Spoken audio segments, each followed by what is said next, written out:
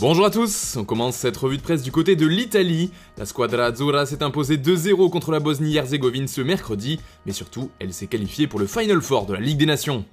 Ce jeudi, la nouvelle fait la une des journaux comme avec le Corriere dello Sport, qui remercie directement le sélectionneur transalpin, Roberto Mancini. L'Italie est de nouveau parmi les meilleurs en Europe 3 ans après la honte de son absence au dernier mondial, et c'est grâce à lui pour le journal. Cela fait également la couverture de la Gazzetta dello Sport qui a vu des buts et des câlins pour l'Italie. Cette dernière rejoint donc la France et l'Espagne dans le dernier carré de la compétition qui se jouera en octobre 2021.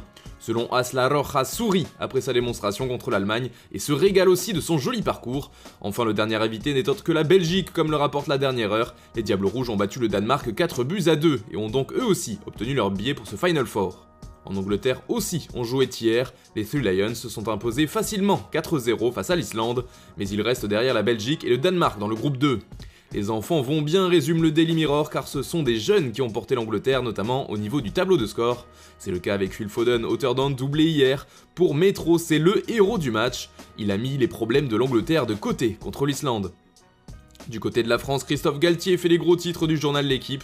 Le coach du LOSC a accordé une interview au quotidien dans laquelle il s'est livré, notamment au sujet de ses inquiétudes concernant la direction de son club. Galtier sonne l'alerte, peut-on lire en couverture de L'Équipe. L'entraîneur lillois explique que la longue absence de Luis Campos, le conseiller du président et responsable du recrutement, remet en cause l'équilibre du club tout entier. Nous formions un trio, le président, le conseiller du président et l'entraîneur, et putain de merde, qu'est-ce que ça fonctionnait bien, a-t-il avoué. Quand le président arbitrait en faveur de Luis et pas dans le mien, ça ne me faisait pas plaisir, et quand Luis et moi étions d'accord mais pas le président, on devait se plier à son arbitrage, c'était comme ça. J'ai parlé de 3 personnes et il en manque une, est-ce que Luis va revenir? Sera-t-il remplacé? Je ne sais pas.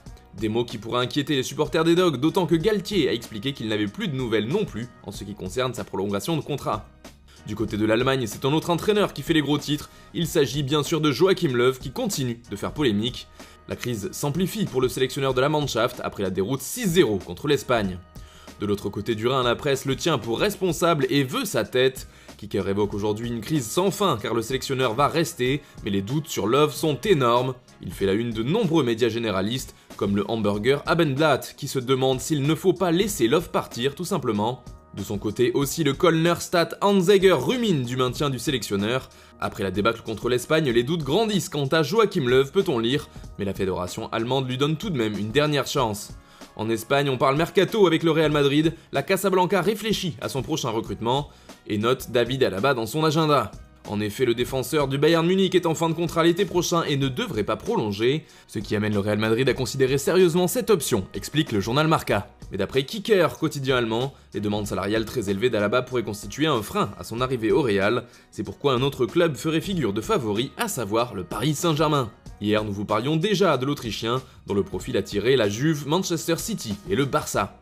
Et puis justement, le club catalan fait lui aussi les gros titres, en particulier les jeunes Blaugrana. Ils font la couverture de Mundo Deportivo qui explique qu'avec le contexte de crise actuelle, le Barça est bien décidé à se servir de ses nombreuses jeunes pousses. En effet, si Pedri et Ansu Fati sont déjà bien intégrés à l'équipe première, d'autres pépites frappent aussi à la porte du FC Barcelone. Il y a d'abord Serginho Dest, lui aussi souvent utilisé par Ronald Koeman, mais il y a aussi son compatriote américain Conrad de la Fuente. Il a X Moriba qui évolue plutôt au milieu de terrain, et enfin Ilias Akomash, jeune gaucher hispano-marocain, que l'on compare à un certain Lionel Messi. D'ailleurs, la Pulga a eu des mots forts en ce qui concerne son club de toujours. Ils sont relayés par Mundo Deportivo, mais ils font aussi la une de Sport ce jeudi. J'en ai marre d'être toujours le problème dans le club, a-t-il déclaré. Après qu'il ait été invité à réagir aux propos de l'ancien conseiller d'Antoine Griezmann, Eric Olatz qui affirmait que Messi était l'empereur à Barcelone et que son attitude avec le français avait été déplorable. Ce qui ne devrait pas améliorer l'ambiance au sein du club catalan. Voilà, c'est tout pour aujourd'hui, on se retrouve dès demain pour une nouvelle revue de presse sur Foot Mercato.